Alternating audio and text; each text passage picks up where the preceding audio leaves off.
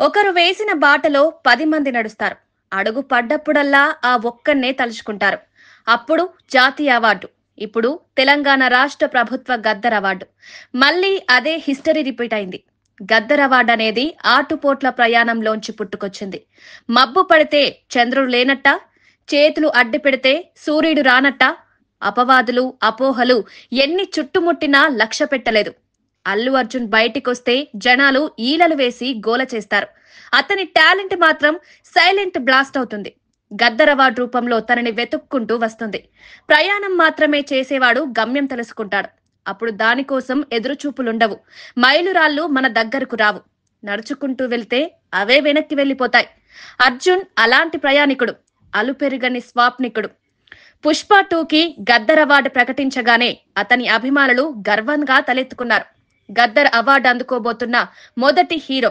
చీకట్లు కమ్మినా చివరికి వెలుగు వచ్చి తీరుతుంది అనడానికి ఇదే నిదర్శనం. అతని అసాధారణ ప్రతిభకి ఇదో ఉదాహరణ. ఆ అవార్డు అందుకునే తరుణం కోసం అశేష అభిమాన గణం ఎదురు చూస్తోంది. ఆ క్షణాల్లో ఐకాన్ స్టార్ కళ్ళలో కనిపించే ఒక్క మెరుపు కోసం పరితపిస్తోంది. తెలుగు నటులకి జాతీయ అవార్డు ఓ కలలాగే మిగిలిపోయింది. 69 ఏళ్ల ఆ సుదీర్ఘ కలని నిజం చేసిన నటుడు అల్లు అర్జున్. తెలుగు జాతి గౌరవాన్ని జాతీయ స్థాయిలో నిలపాలని పట్టుపట్టి మరీ కొట్టాడు. చెప్పి మరీ కొట్టాడు. తగ్గేదేలే అన్న డైలాగ్ పుష్పరాజ్ పాత్రకి మాత్రమే పరిమితం కాదు.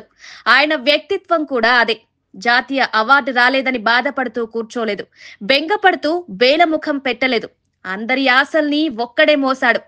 ఎంతో మంది ఎదురు చూపుల్ని ఒక్కడే చూశాడు. సమూహ ప్రవాహమై పైకి లేచాడు.